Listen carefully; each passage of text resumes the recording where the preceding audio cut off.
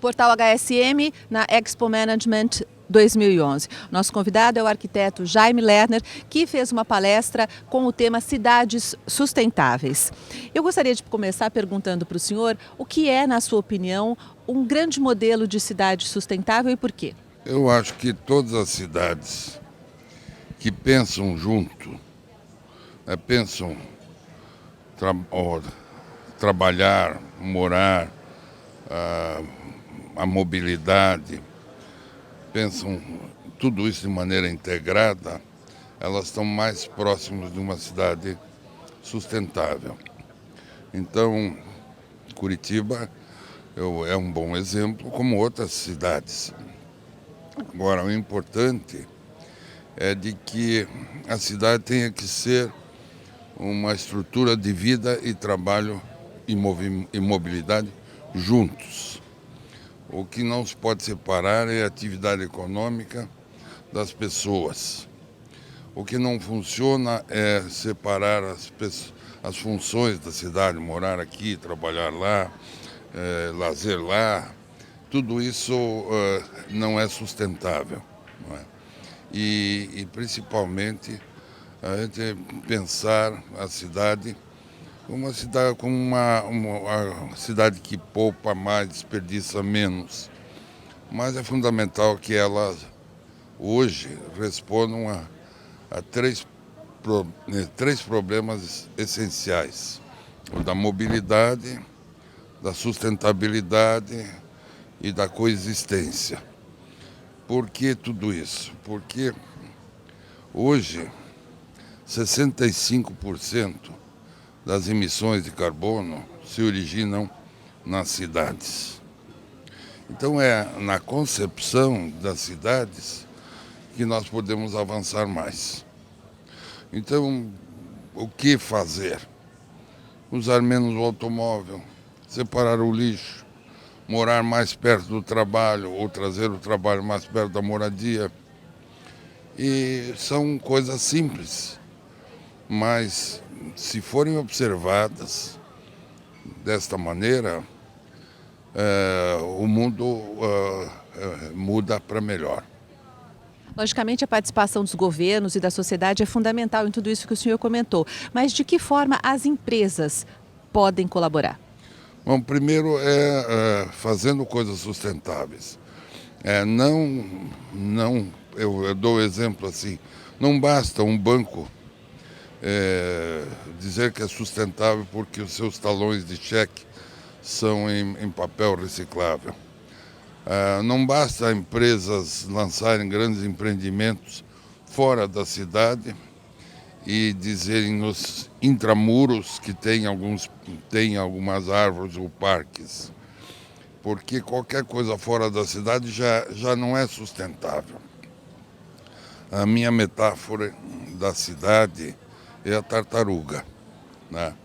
Porque a tartaruga é vida, trabalho, né? E movimento, tudo junto.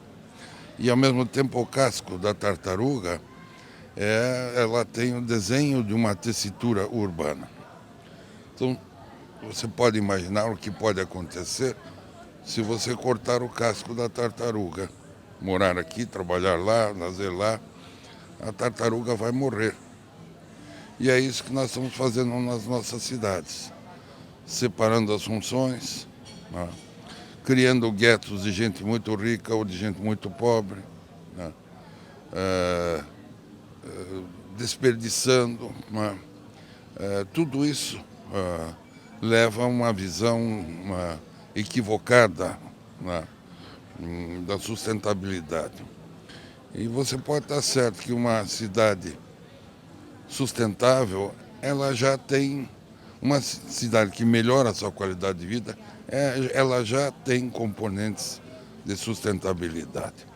Eu tenho uma obsessão por ensinar as crianças sobre a sustentabilidade. Fizemos um pequeno filme, está no YouTube, chama-se Convenient Start.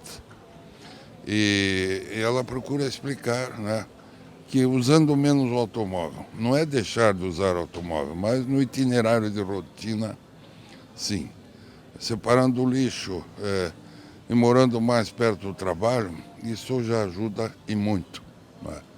Agora, as empresas, elas podem estimular que as pessoas possam morar mais perto das empresas.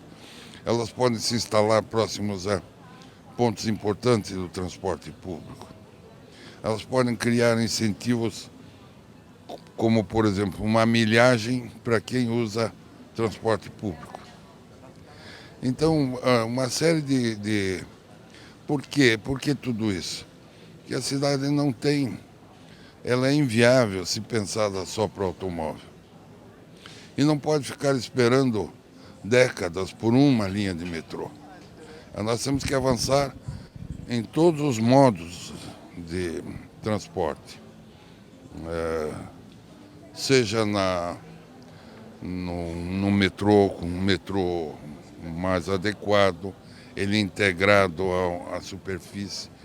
Dá para fazer do ônibus um metrô, é metronizar o ônibus. Usar o transporte público individual. Como os franceses começaram a usar a bicicleta, o Vélib, e hoje todas as cidades, grande parte das cidades estão usando a bicicleta, o qual você não é dono. A mesma coisa pode acontecer com o carro. Eu acho que nós vamos continuar tendo o nosso carro normal, aquele que tem a viagem para o lazer, mas para a rotina, aqueles que insistirem no transporte individual vão optar, quer dizer, nós vamos ter que oferecer uma alternativa de transporte público individual. O carro elétrico, o carro docável, que você carrega, o carro que faça a última milha, se integre ao transporte público. Então, existem alternativas que podem viabilizar muito as cidades. O senhor está satisfeito, de uma maneira geral, com o comportamento das empresas em relação ao desenvolvimento das cidades sustentáveis aqui no Brasil? Quais são os principais fatos relevantes nessa questão? Olha, as empresas avançaram muito no sentido de oferecer produtos que sejam mais sustentáveis. Mas naquilo que é o comportamento público, aquilo que mexe com o comportamento das pessoas, não avançaram muito, porque à medida que uma empresa se afasta da cidade, ela leva a deslocamentos e gastos de energia desnecessários. À medida que as empresas favoreçam a anticidade, então eu acho que falta também ao poder público a estimular as empresas a que trabalhem a favor da sustentabilidade. Por quê? Porque às vezes a gente ouve falar, todos estão preocupados em redução de emissão de carbono, mas na verdade o que contribui muito é a concepção da cidade. Se a empresa trabalha a favor da concepção da cidade, a favor de onde a cidade quer estimular o crescimento, ela ajuda muito. Se ela estimula as pessoas a usarem o transporte público. É claro que, paralelamente a isso, o poder público vai ter que oferecer um transporte público bom. Ninguém muda por uma coisa, as pessoas mudam por uma coisa melhor. Então, eu acredito que daqui a pouco, hoje, se você quer um financiamento do Banco Mundial, você tem que provar que existe uma preocupação com o meio ambiente. Daqui a pouco, as cidades serão obrigadas a oferecer transporte público de qualidade. Elas serão obrigadas porque não há outra saída. Não dá para pensar que o futuro da mobilidade numa cidade está entre o carro ou o metrô. Esse é um falso dilema, porque não é aumentando vias nas marginais que você vai melhorar. E também esperar décadas por uma linha. Nós temos que atuar de todas as maneiras e não trabalhar contra a cidade. Muito obrigada pela sua entrevista. Obrigado. Portal HSM, o melhor conteúdo de gestão.